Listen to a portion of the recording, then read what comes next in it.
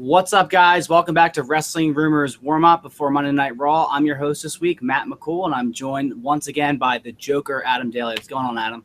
What's going on, ladies and gentlemen? How are we doing? I apologize for appearing with the same attire on week after week now, but this will be over soon, hopefully. Hopefully not. Hopefully the series goes 7 games and the Penguins lose. I don't think you want it to go 7 games just because of scheduling, and you'll see this. You'll see the Stanley Cup schedule. Oh, no, it's Sunday night? Well, it's Thursday night, Sunday night, Wednesday night. So if you look at maybe certain tapings of something you're going to talk about, we don't want it to go long. Oh, whoa. Yeah. So let's hear that. Let's go, Pens. I will never say that. Gun line. Sorry, I'm Flyers fan. It's not happening.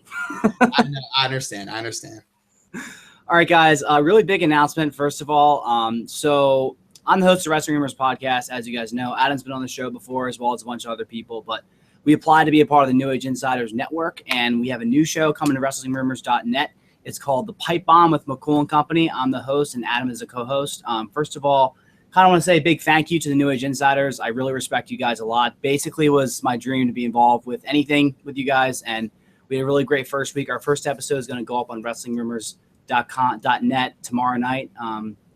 Network did great. It's also Rant with Ann on DDT Wrestling, Late Night with Liam, and then New Age Insiders have their own podcast. Basically, New Age Insiders are a website and a podcast that's kind of grown from a cult following of fans. Even myself listen to it as well.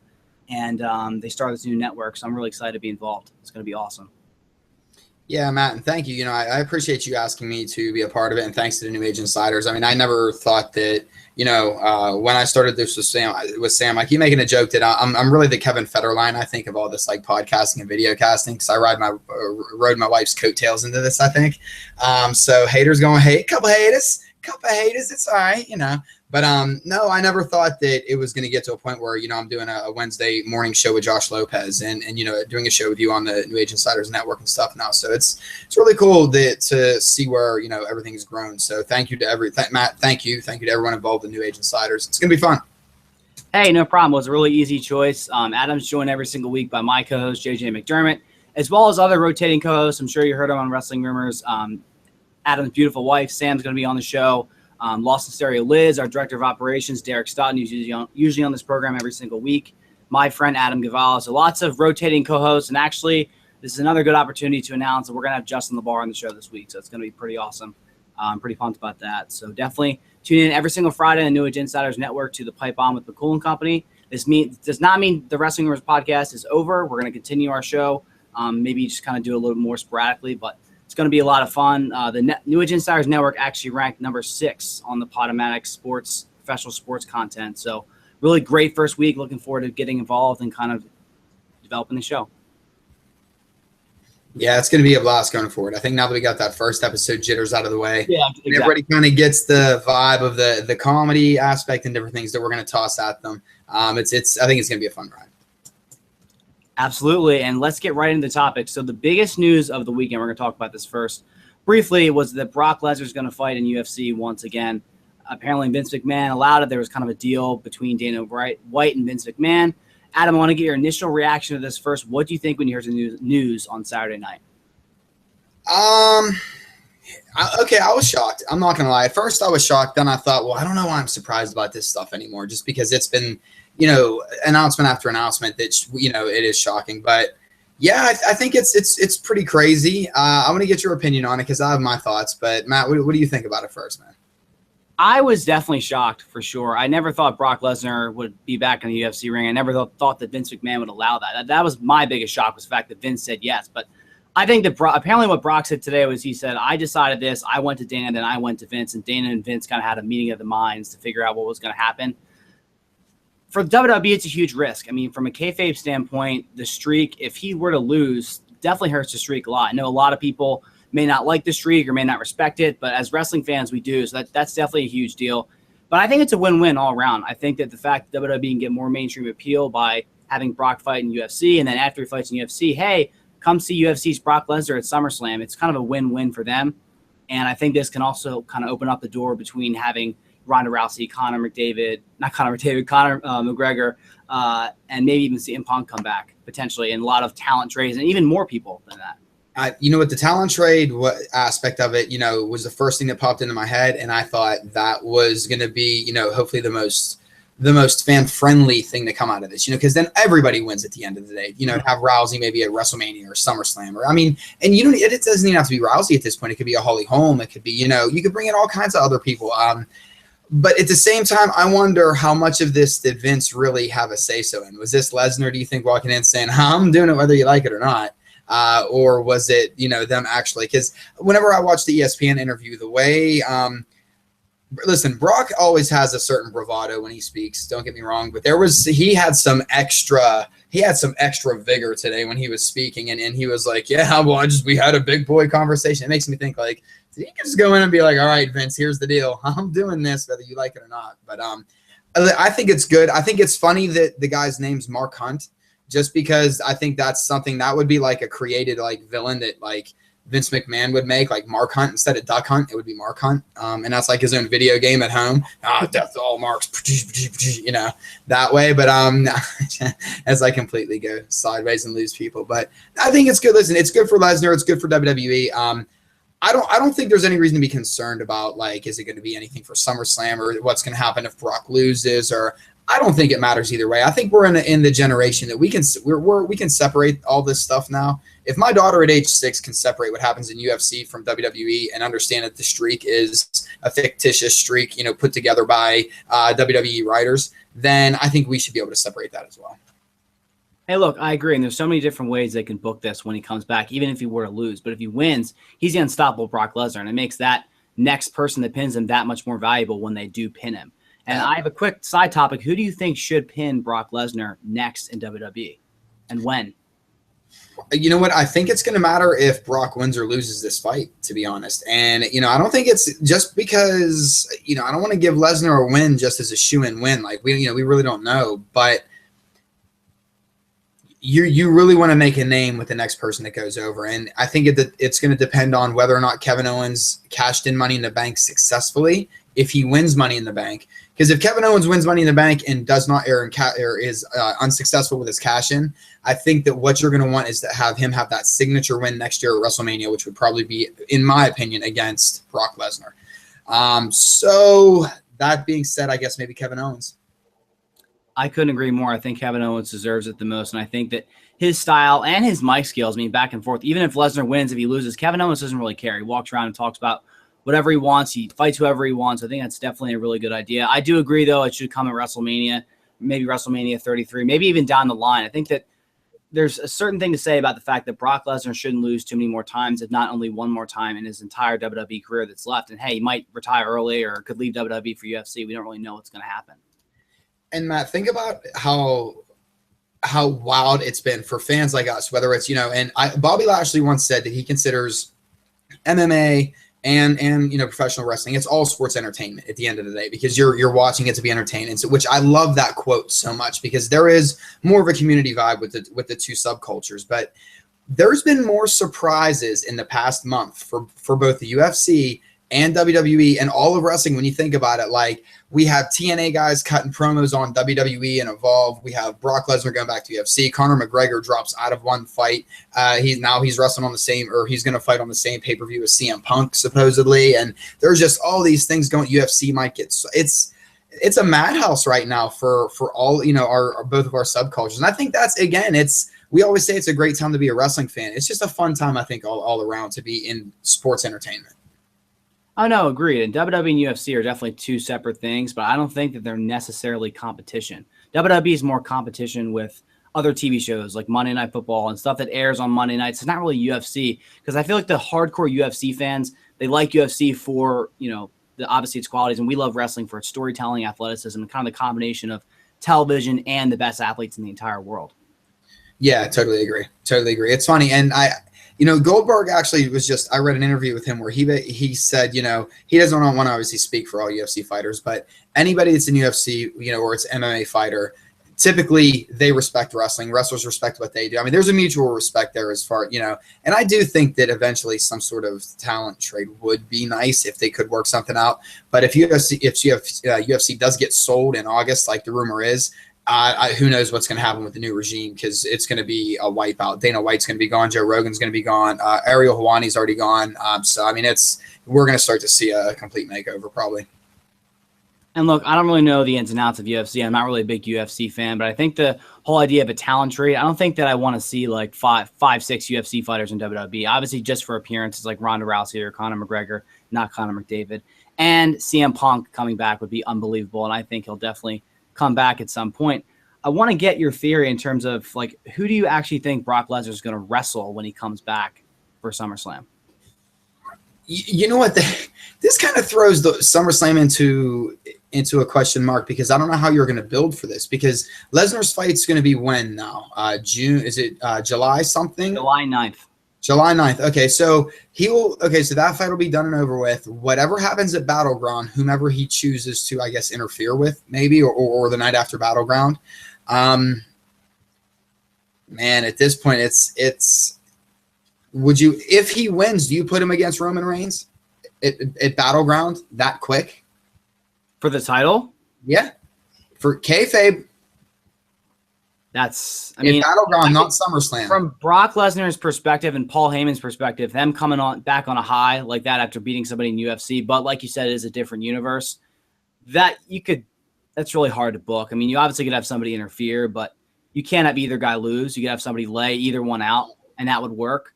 But you do make a good point that Brock Lesnar, from a kayfabe standpoint, would want to come back and take what he never really lost, basically. Right. Yeah, I think that's I love that line, because just like Seth Rollins said, the title that he never really lost. Lesnar's another one that, and we could say that if he comes back and wins a UFC fight, why wouldn't that catapult him straight to number one contender? Unless they, want to tell a continuous story with it. I think that's why I truly believe that this was Brock. He went in and played hardball and said, listen, this is what I'm going to do. And I think this was set up a couple months ago. Brock got added to UFC's video package a couple months ago. And I believe he was in an event too, live. So the same night that they announced I think the night they announced that CM Punk was going to fight Mickey Gall a couple months ago. So could be off with the times, but they knew this was coming. I think it was just a matter of when they were going to announce it. And I don't know. And I don't know. There might be a scramble backstage, Matt, because I don't think that they planned for this. I really don't. I don't think Vince knew about this as much. I think this was more Brock saying, I'm doing it. I don't think so either. And I don't know how you could take Brock from UFC and then have him fight a guy like Bray Wyatt, who's completely kayfabe all the way, and then have him go from UFC to fighting Bray. Doesn't make any sense to me. There's got to be somebody that makes sense. And Kevin Owens, the prize fighter, maybe having one match at SummerSlam and the other one at WrestleMania would work. My theory is one that, with wrestling a lot, and I read into things too much, but literally 6 days before this, they had a commercial with Goldberg announcing Goldberg as WWE 2K17's first playable character, or if you buy it, you get him or something. And at the end of the commercial, you see a Suplex City sign, and they didn't have to throw that in there. That was obviously an Easter egg. Look, maybe it was just because they want to see, hey, if Goldberg comes back, would the people want to see this match? And the internet's been ablaze right now. I mean, who better to come back and challenge Brock after he wins than Goldberg and say, hey, who's next? You're next. Maybe not for SummerSlam, maybe for WrestleMania, but maybe they could set something up between Goldberg and Brock Lesnar. I don't know. I just think it's weird, the timing and the Suplex City sign. Maybe I'm reading into it too much. I don't know. No, I think it's definitely something that's probably being talked about. And that's the thing. I don't know if Goldberg and Vince will be able to come to terms, because I think this is still Goldberg just signed with 2K. He didn't sign with WWE. So I think that's, and now I do think that they're starting to run talks with that a little bit more. And again, I could be off on that. They might have signed something over the weekend or something. I don't know. But to me, the more I was thinking about it, the Suplex City thing, it's probably just going to be a playable game mode where it's the road to WrestleMania, and then, you play as Goldberg leading up to the Brock Lesnar match. But I think that the match, everyone would want to see that match. Now, do you get Goldberg to sign? Because the problem is, again, from a kayfabe environment, is it believable considering Goldberg hasn't stepped foot in a wrestling ring in 12 years? I mean, I certainly think it is. Goldberg and Brock Lesnar are kind of cut from the same cloth. Goldberg played football. He was never really a wrestler per se. And look, there's money to be made. I think that the fact that Brock Lesnar is fighting in UFC, Vince McMahon and WWE know they can't just have him go up against Dean Ambrose. No offense to Dean Ambrose. For me, he doesn't really do it. I know it's a lot of booking, but that match was such a big failure. And maybe this is because they didn't want Ambrose to get hurt. I don't think so. That match at WrestleMania was not good, and they wasted a lot of Brock's dates on Dean Ambrose. And look, no offense to Ambrose people at all, but I think they realized they need to put Brock Lesnar in a high-profile match. And there's just really not a lot of names left they can do it with. And Goldberg's never wrestled, hasn't wrestled in a very long time. He wants his kid to see him wrestle, his wife to see him wrestle, and he honestly deserves at least a spear or some kind of moment where he can, go off in the sunset, go in the Hall of Fame, maybe wrestle at SummerSlam, then go in the Hall of Fame at WrestleMania 33. I'm not 100% sure, but I think just it's kind of weird this announcement was made in May when typically the WWE 2K announcement is July or August, a little bit later. There's no reason to make this a little bit sooner unless they just want to get, pre-orders. But I don't know why I would pre-order a game now when I can just buy it like the day before and get the same character. Yeah, and I mean, Goldberg isn't really, to a lot of people, yeah, it's a selling point for a video game. But I don't know at this point, like even if they were like, oh, pre-order this and CM Punk will be an unlockable character, I probably wouldn't pre-order the game. I'm past the point of like pre-orders meaning anything. Like give me the appearance. And that's I think until I see Brock Lesnar, until I see Goldberg in a WWE atmosphere, versus just a video game atmosphere, I'm going to say that if there is a match, it's going to be with Lesnar, but I think this is more just a stepping stone into the Hall of Fame. Maybe a one-off appearance like we saw last year at Mania with Austin and HBK, like where he interferes or something happens that way, like an altercation. I'd like to see one more match. I really would. I don't know. It seems like him and Vince can't come to terms for whatever reason. Yeah, it's obviously been a big issue, but I think he'll definitely come back for sure for a one-off appearance. This could be a stepping stone to the Hall of Fame. We'll definitely have to see what happens. But I just think the competitive juices of Goldberg, I think he loves wrestling. I know that for a fact. I know that he was maybe going to come out at WrestleMania weekend. I've heard a lot of people talk about that. So there obviously has been something in the works for a long time. And look, all these characters, Goldberg, Sting, Ultimate Warrior, a few of them have been in the game and they come back to WWE that year. So I think that we have to think about that. And also the fact that, look, Vince McMahon and in general loves this idea of unfinished business. Undertaker and Brock Lesnar had unfinished business for a year and a half before they decide to rekindle their feud, which to me, like, there's no reason why he wouldn't do the Goldberg match, especially unfinished business from 10 years ago. And a lot of people are going to say, oh, this match was terrible at WrestleMania 20. Yeah, both guys didn't care. They wanted to leave. I think that both guys also want to put on a better show for the fans, especially Goldberg. I don't want to remember Goldberg as in that, terrible environment in New York. Not that New York is bad, but that bad crowd environment as the last time I see him in WWE in a ring. I want to at least see him come out and spear somebody. And, if anybody goes back and watches that match, I'm, sitting at home live, I'll admit I was laughing hysterically about the match. But if I would have paid money, to go see WrestleMania that year, and the first 10 minutes were stare downs, them making faces at each other, and everybody chanting for Austin to stun everybody in the ring, I would have been a little bit upset too. But at the same time, that shouldn't have been reflective of Bill Goldberg. That should have not have been reflective of even Lesnar at that point. It was just a tough scenario with Goldberg knowing he was on his way out, then Lesnar just a couple days before popping the, hey, I'm leaving, guys, to go play football, just that same weekend. I think that now, like you said, Matt, I think 10 years, 12 years later, both men are a lot more mature. They see the entertainment side of it. There's not as much ego involved. I think there could be a really compelling story to especially now that you have that reality era moment from 12 years ago that you can build on. So my thing would be, and only because I always like to bring up that I was at the 2004 Royal Rumble that never happened in your city of Philadelphia, Matt. Who won? I don't remember because there was no Royal Rumble that year. The main event, I went to Michigan Wolverines maybe won. The main event, I think it was Triple H and Shawn Michaels in a last man standing match because the Rumble didn't happen that year. People that know who won the Rumble that year are like, I get it. Nobody else, everyone else is Googling 2004 Royal Rumble. But no, I think that year during the Rumble, I believe that Goldberg came out or Lesnar came out and screwed Goldberg out of the match, setting up their WrestleMania match. Why not have Goldberg come out this year, take Lesnar out of the Royal Rumble, and just kind of have a reverse psychology type deal, and then that sets up your WrestleMania match.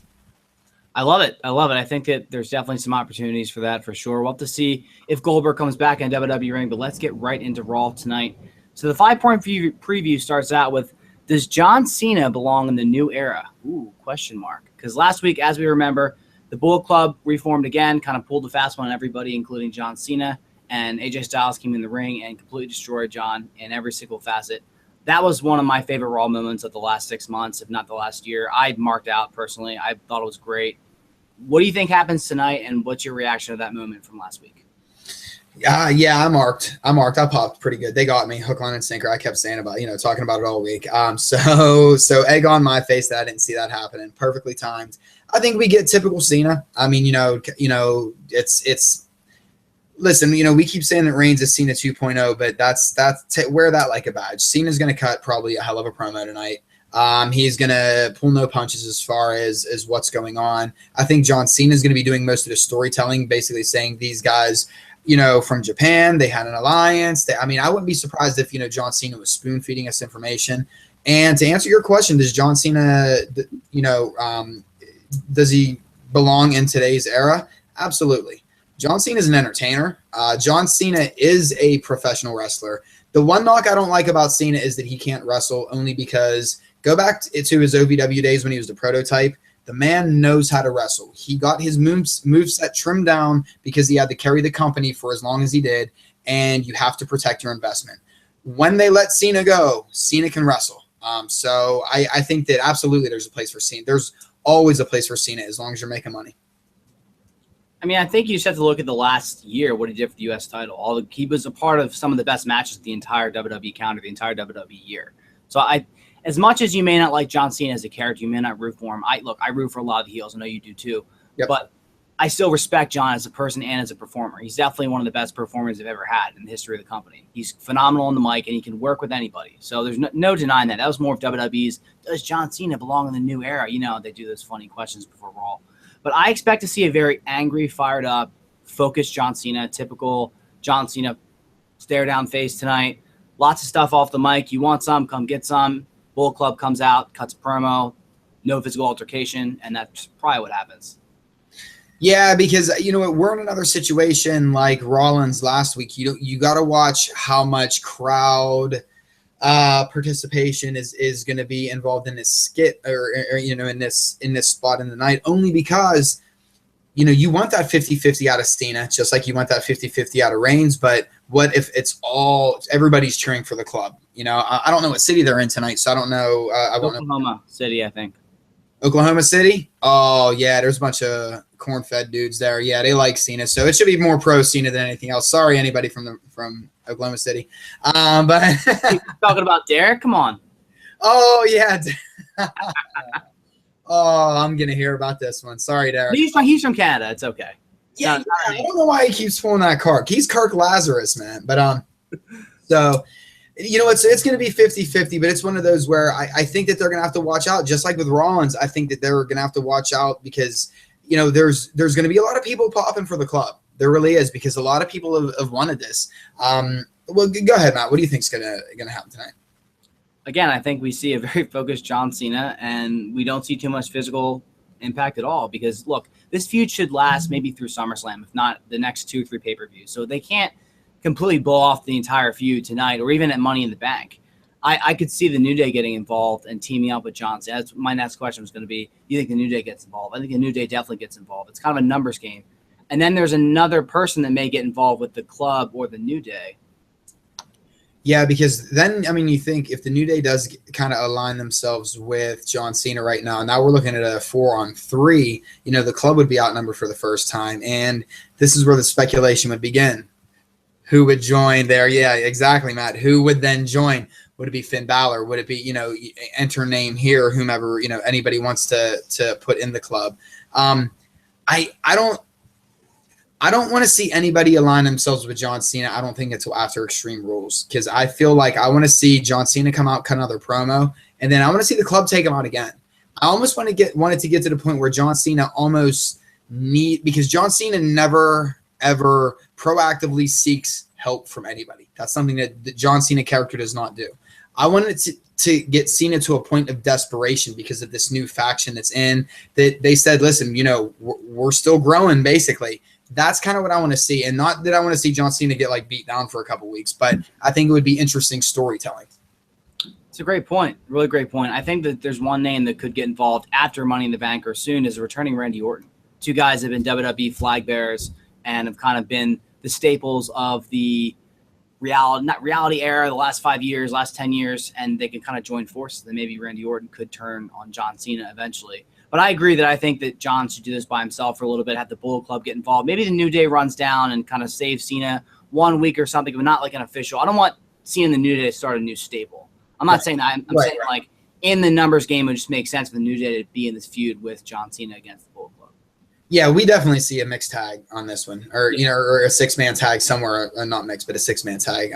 We definitely see that along the ways. I just hope it's not tonight. Like tonight, I'd like to see one more beatdown until Cena has to go get help, or bring Crime Time back, like the rumors have been going around. Yo.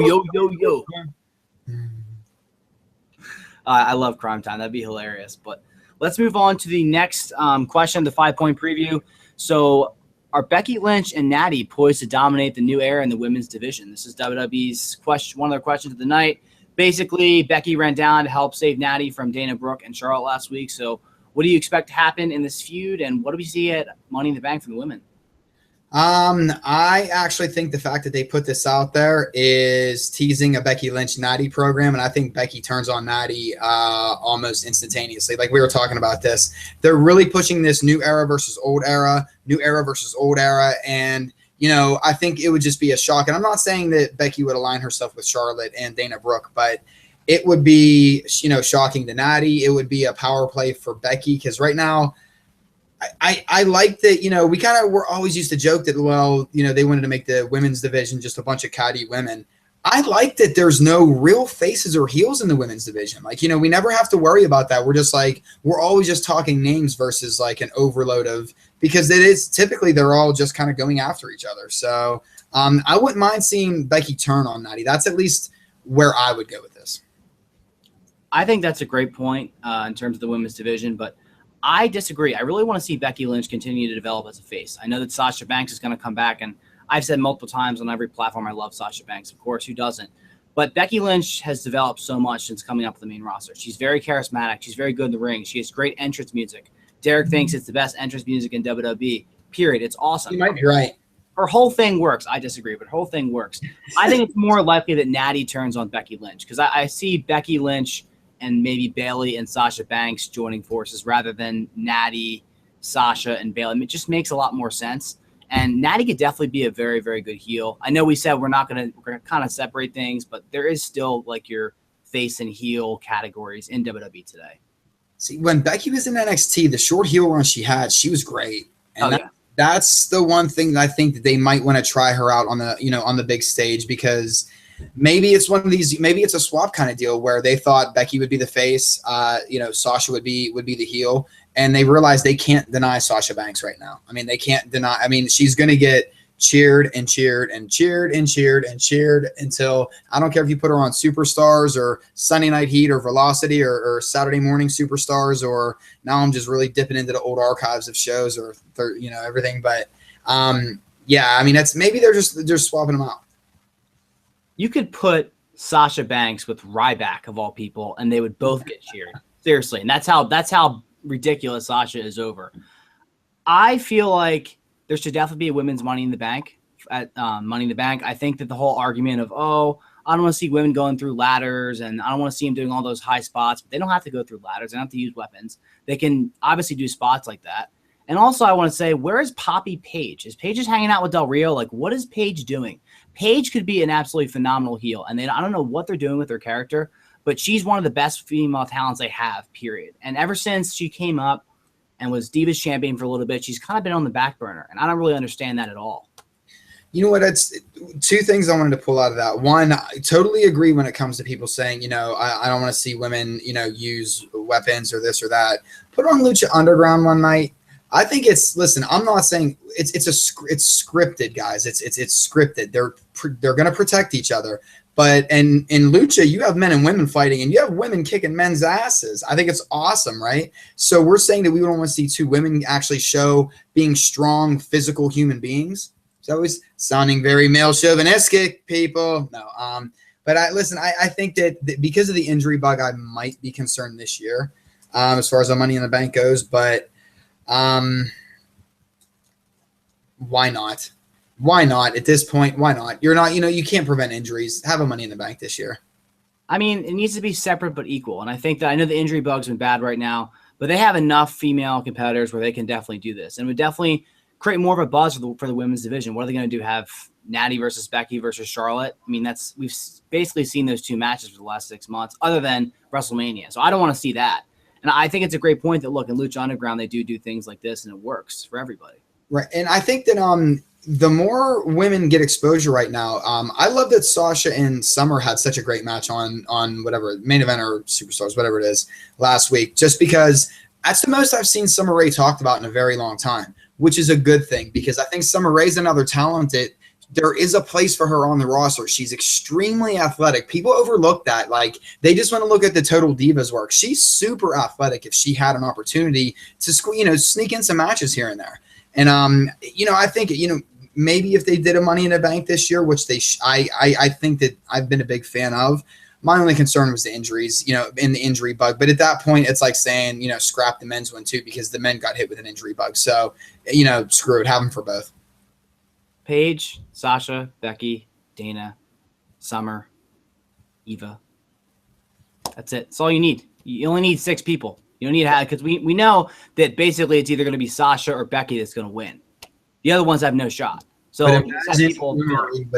imagine Eve Marie with that briefcase. Oh my God. Imagine the heat. Seriously, imagine the heat.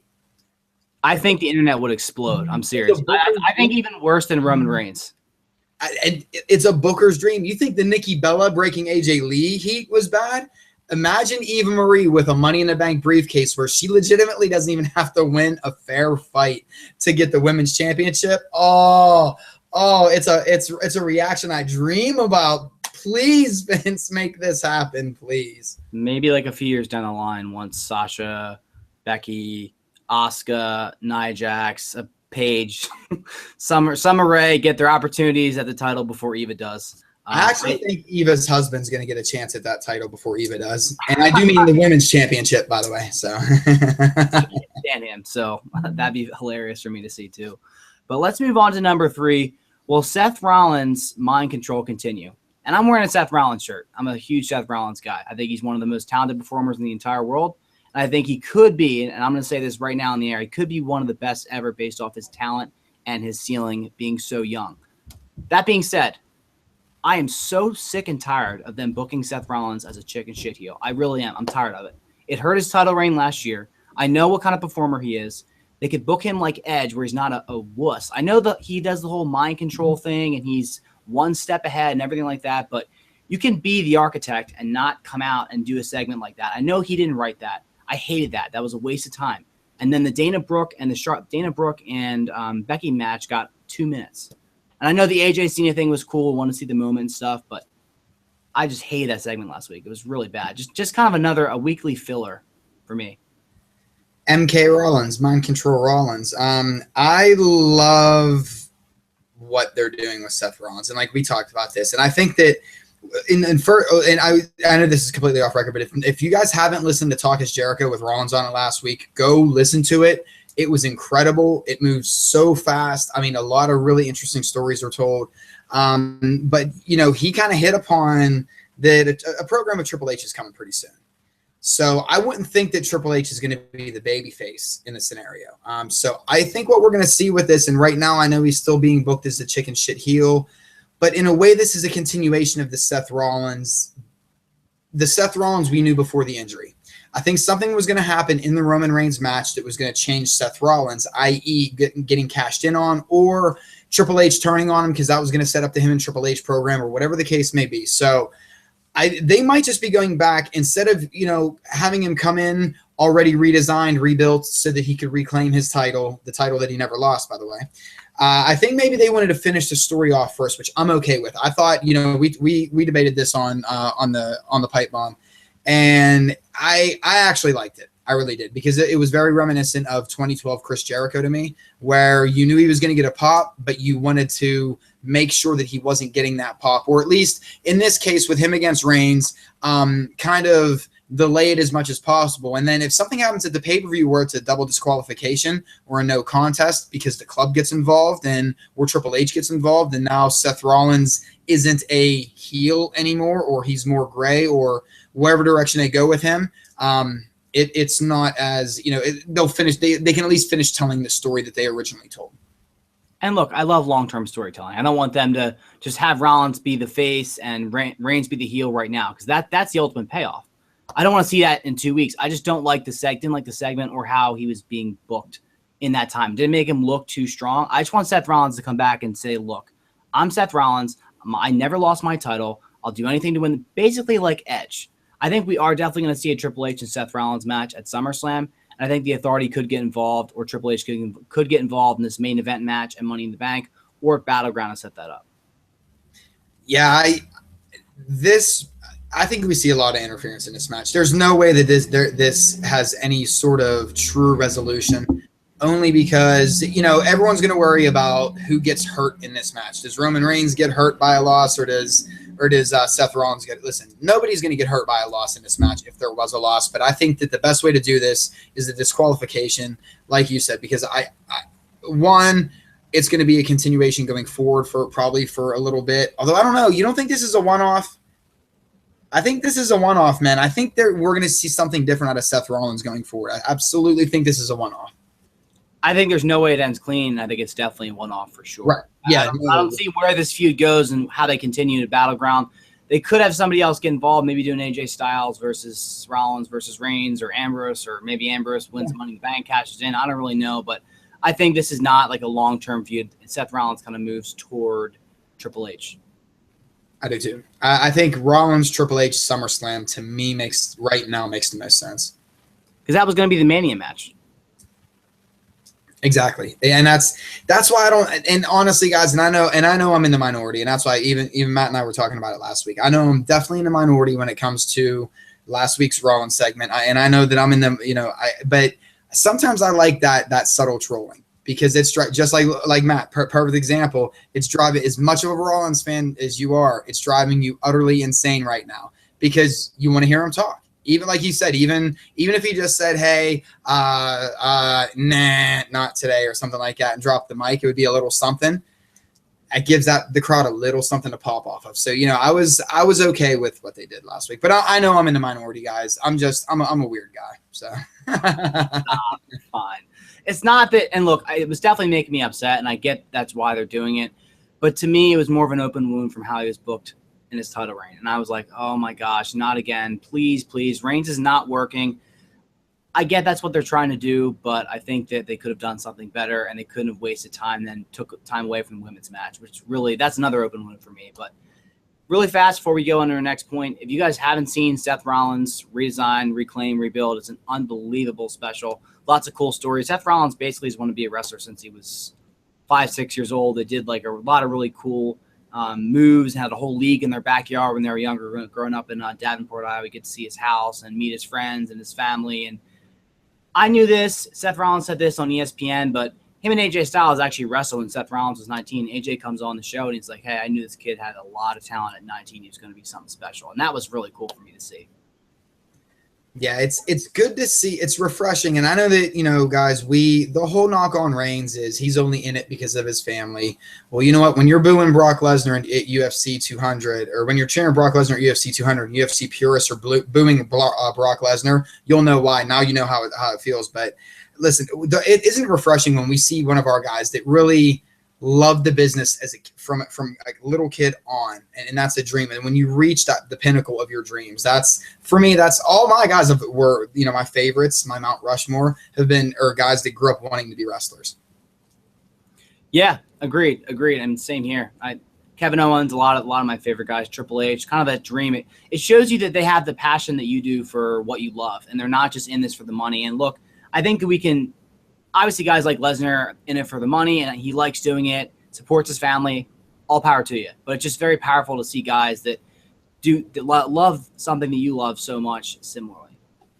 Yeah, and there's, and you know what, it humanizes him too. And with, you know, with kayfabe being dead, guys, I mean, it's, this helps get people over more than anything. You know, little things that Kevin Owens does on, you know, talking about his family. He's supposed to be the most hated guy in the company. It helps him get over, whether you love him or hate him. You know, it's a different era now. It's a much different era, like, you know, just like we talked about. But it's I like it. I like the fact that we're seeing more and more. We're getting to know these superstars, you know, a little bit more, because it's, you know, it helps you. It leads you towards a certain superstar, or, you know, male or female, just by. I love that Sasha Banks is a big time gamer. I love it. I think it's awesome, right? And she's a big Eddie Guerrero fan. I think that Vince McMahon always said, look, we want you to invest in characters. That's where the money is. But now they're showing us the characters behind screen, off screen. I want to give WWE really a lot of credit for, you know, 24/7 and Breaking Ground, shows like that, and the podcast where everybody breaks kayfabe. Because look, we all know that it's predetermined, it's a TV show, but we want to know what's behind the scenes. And I want to give WWE a pat on the back for doing a great job of kind of making this network an awesome thing, and definitely well with your money, but just kind of showing us that other side. Just like we see HBO 24/7 for the Winter Classic, seeing this for WWE is really awesome. Yeah, it really is. I think it was overdue. And I do think they were ahead of the game with something like that too. You know, listen, it works with every other sports outlet, media outlet. You know, I just can't wait for, there's going to be a day when they start to have like a Talking Dead type show, like all these shows that we do, like, you know, the post shows and stuff like that. I should watch what I say, because they're going to put all of us out of business. But you know, I know that the post shows they claim, you know, weren't working as well.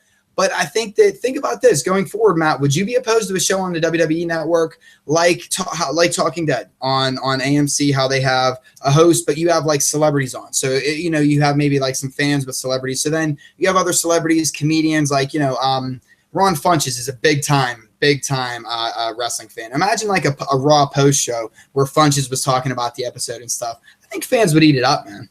I would love it. Kind of like a late night style show. Yeah. And also kind of break down like what happened and why you don't like it, why you do like it. And that way, like if celebrities say, hey, I don't like how they booked this match, it doesn't really reflect upon them as a company for having like one of their hosts or their analysts do that. Well, not only that, but it would show, I think it would show entertainers talking about this from an entertainment standpoint too, and saying like, oh man, like I hated him when he was this character, but like now I'm really digging him in this, like this kind of stuff, or, you know, him or her like this. I think it would be something that WWE eventually is going to capitalize on. Yeah, I would love to see it. I hope they do, but I don't think we're going to see that for a little bit of time. I don't think we're quite there yet. I think we kind of broken the barrier from like kayfabe to where we were maybe 10 years ago, but I don't think we see this for a little bit of time. But let's move on to the fourth point for the 5-point preview, and that is who will earn money momentum, talking about the Money in the Bank ladder match. Adam, who do you think kind of stands tall tonight, and where do you see this going towards Money in the Bank? I think if they announce a seventh person tonight, that's the person that stands tall. And I'll let you take that one, Matt, because we're on the same page with that one. If we don't get an announcement, I think we just see another scrum where we see everybody just kind of swinging on each other. I think it's going to really, we're waiting for that seventh person to be announced. Look, we're in 100% agreement. I think Kevin Owens far and away deserves to be Money in the Bank guy for sure. I think what he would do with that briefcase on the mic, in the ring, and then obviously when he wins a championship eventually would be amazing. But I think this is all about Bray Wyatt returning tonight. I think Bray Wyatt returns tonight on Monday Night Raw. He tweeted a picture over the weekend. It was some weird thing about New Orleans, but it had a picture of him with the WWE Championship. And I think having him in this match could set up a feud for him for the summertime, and also would show that he kind of, I know he's the eater of worlds and stuff, but he really also is looking for the WWE Championship. It kind of gives that title a lot more value when one of your guys just doesn't care about it. Now he kind of does and wants his prize. I think for me, he'd be second for a winner. For sure. Yeah, me too. For me, it would go Kevin Owens, then Bray Wyatt. Now, let me ask this question, Matt, just because I've always thought that this would be a cool idea, but I'm very twisted in the mind. Just real quick, would you be opposed to somebody like, and I'm using Jericho guys by default because he goes on tour, but say Jericho were to win Money in the Bank. Then he goes on tour with Fozzy. He technically has a year to cash in Money in the Bank. What if it was somebody 1 year where it was a part-timer like a Jericho, like, you know, not Lesnar per se, but somebody that kind of like came and went, and then it would add that extra element of supreme surprise. Like it would be the ultimate surprise in the world. Like say Jericho won Money in the Bank, said, all right, guys, I'm going on tour. See ya. And then you never know when he's coming back. So whenever he came to cash in, it'd be like, oh my God, Jericho's back and he's the champ. And I'm using Jericho, one, because I'm a mark, two, because he always leaves for tour dates and comes back. But would you be opposed to something like that? Or do you like having the briefcase around on every show all the time? I think the fact that the briefcase is there is powerful in itself. I don't think we need to constantly refer to it every single week, because then you're like, oh, they might cash in. There's just not a lot of guys in terms of part-timers that I would give the briefcase. I think maybe if somebody got written off TV for a while and they had to do a movie, or they got injured by somebody and then they came back and cashed in, it would feel a lot more like a surprise rather than Sheamus comes down 5 times, Rollins comes down 5 times. It's like there's always these teases. I don't like that. I want to see maybe one false cash in and then have him cash in for real. Yeah. I think it would. There's something, because hey, and the only reason why I tossed a question out there is it's the new era, the reality era. Anything can happen, and just perfect example. What if Brock Lesnar right now hypothetically would have been your WWE World Heavyweight Champion, and he's not? But let's just say hypothetically, what? Hey Vince, I'm going to UFC. I instantly like, what do you do? So I think it's one of those where it would be, at least it would make us feel like it would add an element of kayfabe for us that isn't there anymore. And I like that idea a lot. I think it's definitely something we could talk about for sure. But we're almost running out of time, so I want to get to the 5th point of the 5-point preview. And this is something I really like a lot, this kind of new feud. Has Titus O'Neil put Rusev on notice? I love the fact that Titus O'Neil is now in the U.S. title feud. I think this guy is one of the best ambassadors, if not the best ambassador for the company in general. He definitely deserves it for sure. Is he the best wrestler? No, but he's a very powerful and intimidating individual. And Rusev is hilarious, so I think this feud is going to be great. Yeah, and Titus O'Neil is super charismatic too. There's a presence about him in the ring. Rusev is a good opponent for him. 2 big brawling type of guys. And I'm excited for Titus, because we were all complaining about the suspension and he's probably getting let go. It's good to see that they're investing in him again for how much he does for the company. And the fact that they've given a lot of these guys like Sheamus and Del Rio and Kalisto opportunities. They've had titles for a long time. It's nice to see Titus kind of get that opportunity that we think he deserves. He's a great guy. And I think that the fans could definitely get behind him, especially because he got suspended. And we all know how ridiculous that was. So I think this was kind of a delayed push. I think Titus was maybe supposed to win the Andre the Giant Memorial Battle Royal and then go on from there. Baron Corbin ended up winning. I think that worked for him too, but we'll have to see what happens. Yeah, it's going to be interesting to see if this is a one-off or if this, kind of goes forward. I would like to see them actually try to make a run with Titus O'Neil, though. I really would. I think we could maybe see Titus win the title eventually, and then you get a Darren Young versus Titus O'Neil feud for the U.S. title. Explain. Let's make Darren Young great again. I really want Darren Young to go after the United States Championship. And guys, before anybody starts, no, it's not because of anything political, other than that's where they ripped the gimmick. Think about it. They're ripping the whole "Make America Great Again" like everyone else is. Ring of Honor's using "Make Wrestling Great Again." Everyone's using something right now with it. But why not have him go after the United States Championship? It would be brilliant. Bob Backlund, one of his gimmicks was that he was running for president before, and they're doing this whole thing in an election season. You want to get eyes on your product somehow. It just seems like a no-brainer. I agree, and I think there's also a lot of personal feelings and feuds between Darren Young and Titus O'Neil. You can talk about how, what happened to you? Why weren't you here for me? Primetime players were a thing. And seeing Darren Young kind of go from that like squeaky clean to kind of more of a Bob Backlund style, serious character is going to be pretty cool to see. I think the vignettes have been kind of dumb, but definitely would rather see him in the ring and see what he can do, because he's a pretty good performer. They're both pretty good in the ring, and I think this would definitely highlight both of them. They've kind of been in the background as a team for a long time, and I think that'd be good for both of them. Yeah, I like Darren Young a lot too. He's another one that I hope really gets an opportunity. But I think it's funny. Poor Darren Young, man. His entire career, he's been bossed around by Titus O'Neil, who had a whistle. Bob Backlund has a whistle. He's constantly getting bossed. What's up with him and dudes with whistles, man? I don't get it. I think the whole team is really, really weird in general. Yeah, right. Yeah, it's an interesting, strange bedfellows, like the whole back and forth. I do like the back and forth between Backlund and Darren Young. I think there is some comedy behind it. Not all of them have been great, but there's been some funny ones. I like the one about his phone, but it's right on my desktop, Coach. It's all right here. It was more random than anything. I mean, I was like, really? Like, I thought Darren Young was kind of going to be an ambassador, not on TV. And then he comes back with Bob Backlund. It was just kind of a really weird pairing. Yeah, absolutely. And I think, again, this is done absolutely because of the election season. They're trying to jump on board just like everyone else. Listen, Saturday Night Live, you can't say this is something everybody does. Saturday Night Live, pick your favorite comedy show. You spoof politics in presidential campaign years, and that's just all they're doing right now. And WWE is smart for doing it. Yeah.